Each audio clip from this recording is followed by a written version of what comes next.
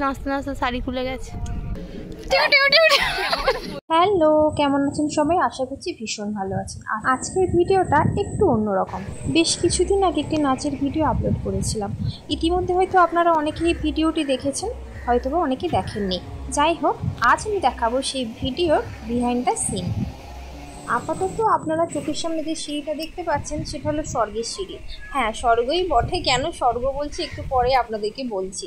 সে যাই হোক, আমি এই সিঁড়ি বেয়ে উঠে গেলাম স্বর্গে, না মানে ছাদে। আর এই সিঁড়ির কারণে এই বাড়ির ছাদ কাঠিবাটা কেউ ব্যবহার করে না। ওই মাঝে মাঝে আমার বাবা, জ্যাঠা আর আমার মা মাঝে মাঝে আসে।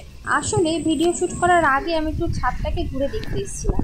আর দেখুন ছাদ থেকে প্রাকৃতিক দৃশ্যটা কত সুন্দর লাগছে। ভাবলাম না, যদি ভিডিও করতেই হয় তাহলে আমি ঠিক এখানেই ভিডিও করব। আর যদিও এমন নয় যে আমি প্রথমবার এখানে ভিডিও করছি, বিয়ের আগে বহুবার এখানে ফটোশ্যুট করেছিলাম, নাচের ভিডিও করেছিলাম। হ্যাঁ, এবার আপনাদেরকে আমি দেখাই এটাকে কেন আমি স্বর্গের সিঁড়ি বলেছি।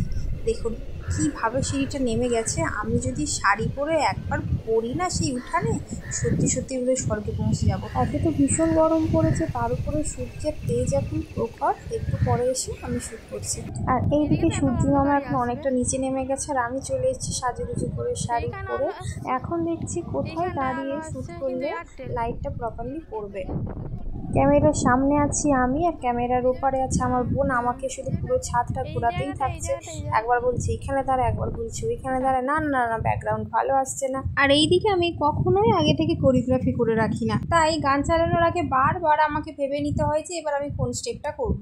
আর সেই কারণে তো বহুবার ভুলও হয়, বারবার কাট করতে হয়। মানে বুঝতেই পারছেন আমি এমন এক স্টুডেন্ট যে পরীক্ষার হলে গিয়ে ম্যানেজ দেয়। এই ব্রাইটনেস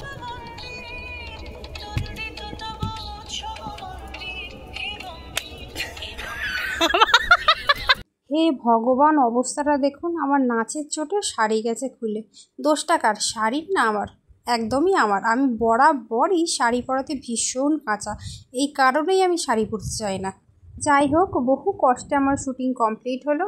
এবার আপনাদেরকে দেখাই যে ছাদ থেকে আমাদের আশেপাশের বাড়িগুলো কত সুন্দর লাগে। দেখুন, এই আমাদের সবুজে ঘেরা গ্রাম। ক্যামেরাটা ঘোরাতে ঘোরাতে আপনারা একটু লক্ষ্য করবেন আমার ক্যামেরাম্যান যে কিনা ফুরুত করে সাইড কাটিয়ে চলে গেল, একেবারে ক্যামেরার সামনে আসতে চায় না। যাই হোক, ভিডিওটি কেমন লাগলো অবশ্যই বলবেন। আবার আসবো নতুন কোনো ভিডিও নিয়ে, ততক্ষণ টাটা।